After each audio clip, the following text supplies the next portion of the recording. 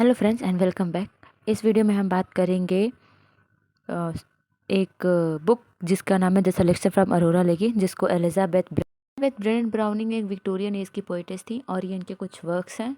Mostly ये society में हो रहे जो क्रिटिसिज्म हो रहे थे वुमेंस के अगेंस्ट या फिर वुमेंस को लेके जो प्रॉब्लम्स होती थी उन पे इन्होंने ज़्यादातर लिखा है। एंड ये रॉबर्ट ब्राउनिंग की वाइफ थी। पोएम को पढ़ने से पहले इसके बारे में थोड़ा सा डिस्कस कर लेते हैं कि ये एक एलिजाबेथ ब्रेनेट ब्राउनिंग के द्वारा लिखा गया है और ये एक लॉन्ग एपिक पोएम है। इसको ब्लैंक वर्स में लिखा गया है। यह एक फर्स्ट नरेशन पर्सन का है जिसमें फर्स्ट हीरोइन आपकी अरोरा है एंड दूसरी मरियाना अर्ल है। इसकी जो स्टोरी है इसे Florence, marvel, London and Paris में सेट किया गया है। यहाँ पे जो इसके कैरेक्टर से जाते हैं और इसी के अराउंड स्टोरी घूमती है। John Ruskin called it the greatest long poem in 19th century.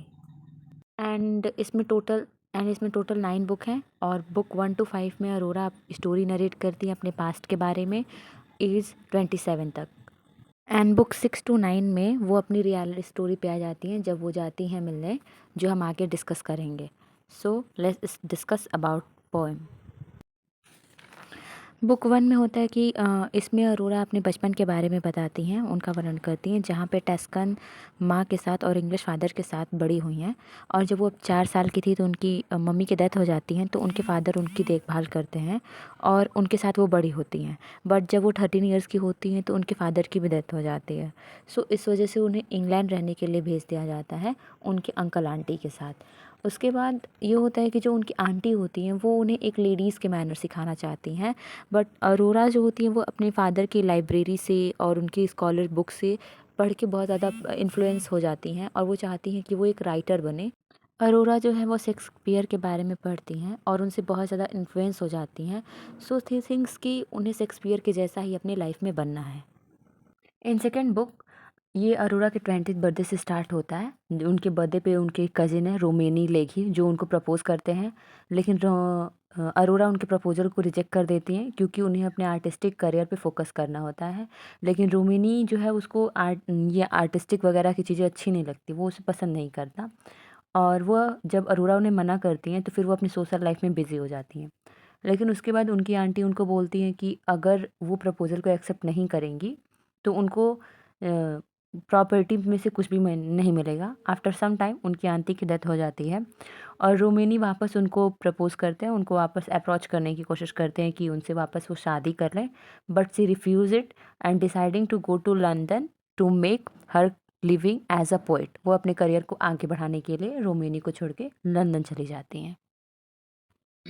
Book third जो है वो अरोरा के अपार्टमेंट लंदन से स्टार्ट होता है, जहाँ पे वो लिखती हैं और अपनी एक अच्छी छोटी इमेज बना के रखी हैं और वो मैगजीन्स वगैरह के लिए लिखती हैं। बट इतना सब होने के बाद भी वो हैप्पी नहीं फील करती हैं।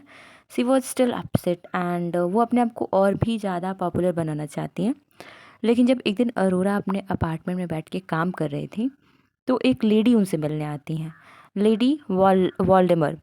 और वो बहुत ब्यूटीफुल हैं बट शार्प माइंडेड हैं और सरकास्टिक हैं, व्यंग्यात्मक टाइप की लेडी थी क्योंकि वो दूसरों पे हमेशा टॉन्ट करती रहती थी। सो जो अरोरा हैं वो उन्हें पसंद नहीं करती हैं एंड फिर वो उनसे बात करती हैं तो वोल्डेमर बताती हैं कि सी लव्स रोमेनी एंड बट जो रोमेनी है वो किसी और से शादी करना चाहता है, उनसे नहीं।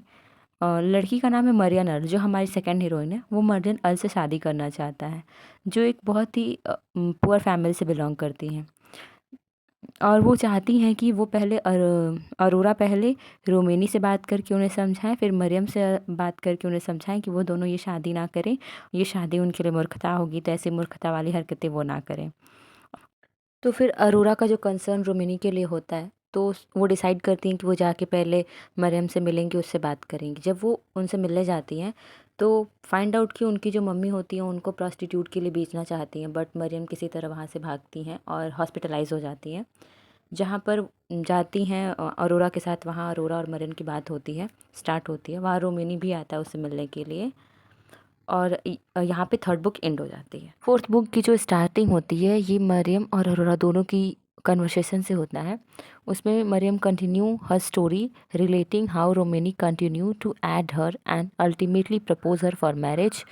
अरोरा मरियम से पूछती हैं फिर कि क्या उसे यकीन है कि वो एक सच में पसंद करता है तब मरियम अरोरा को यकीन दिलाती है कि वो एक निम्न वर्ग से बिलोंग करती हैं, इसके बावजूद भी वो एक अच्छी वाइफ, गुड वाइफ बनेंगी।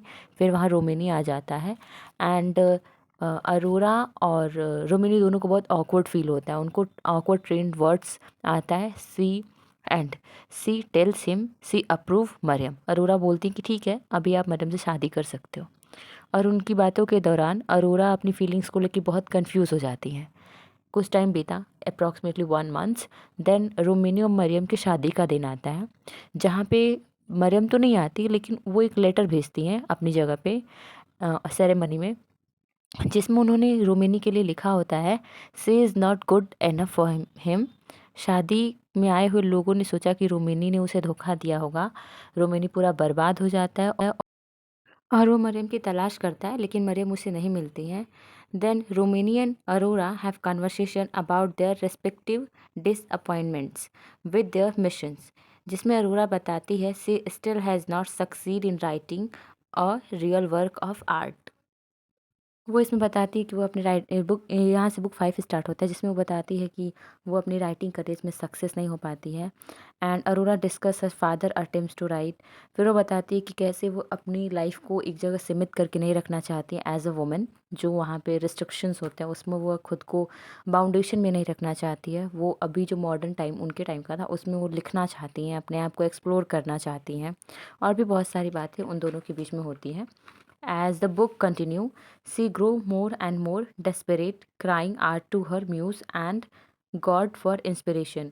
वो अपने आर्ट के लिए बहुत ज़्यादा डेस्परेट दिखती हैं। अरोरा ने 2 साल बाद 2 साल तक रोमिनी को नहीं देखा था, बट सुना है कि वो बदल गया है और उनका जो ले हाउस था उसको उसने एक शरणस्थली यानी कि गरीबों के लिए बना दिया है। अपने एक अच्छे दोस्त की पार्टी में अरोरा को पता चलता है कि जो रोमिनी है वो इंगेज हो जाता है शादी के लिए लेडी वाल्डेमर से, and bitterly reflects that he love not Marian but more than once he loved Aurora. इसके बाद अरोरा फैसला करती हैं कि वो इटली चले जाएंगी, अपने मदरलैंड, अपने पिता की कुछ पुरानी किताबें तथा उसकी अपनी जो अनफिनिश मैन्युस्क्रिप्ट्स हैं उसको बेच देंगी, बिकॉज से नीड मनी, उनको पैसे की ज़रूरत होती है। सो फिर यहाँ पे बुक 5 ख़त्म होता है। Now let's move for the book 6। Book 6 begins with Arora in France, जो इटली के रास्ते का पड़ाव है। जब वो जाती हैं तो वहाँ रास्ते में मिलता है। She wonders Paris with her hand in cloud enjoying the atmosphere, history and beauty that surrounded हर।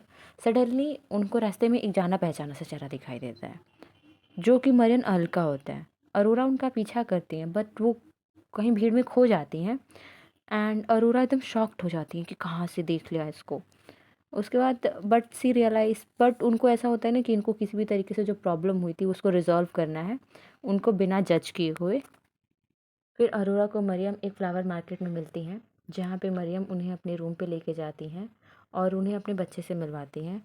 अरोरा मरियम को डांटती हैं and then Mariam angrily replies that far from it she was attacked and rape and left pregnant. She explain to Aurora that lady Waldemar convince her that Romney उसको true love नहीं करता and sent her to France with lady made.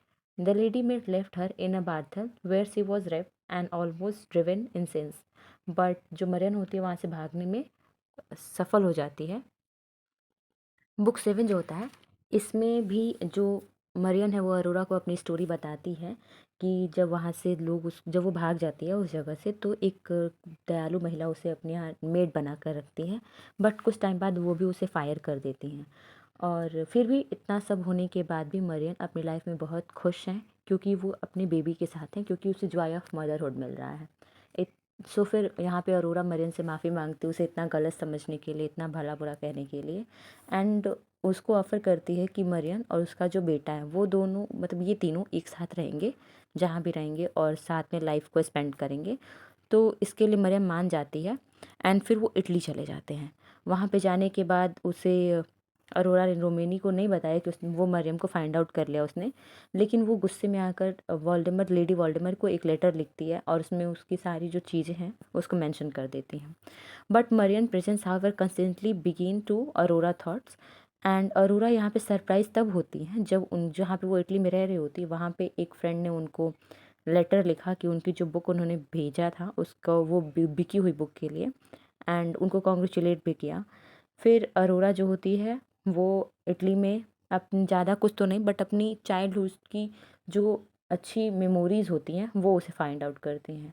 सो इस book में सिर्फ इन लोगों की बातें होती हैं, कैसे उसने लेटर लिखा, इन लोग का रहना, एंड अरोरा की जो इम्प्रूवमेंट थोड़ी सी हुई होती है, उसको जो थोड़ी सी पॉपुलैरिटी मिलती है बुक को बेचने के बाद से।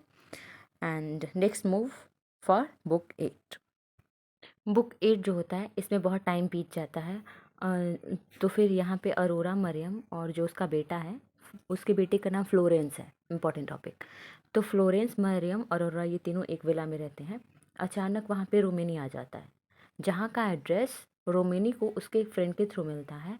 फिर वहाँ पे जाता है और अपनी सारी जो उसकी गिल्ट होती है, जितने भी ग्रीफ होते हैं, वो सारा एक्सप्रेस करता है और अपनी लाइफ की स्टोरी बताता है कि कैसे एक भीड़ की झुंड ने उसका सब कुछ जला कर राख कर दिया, उसे बर्बाद कर दिया।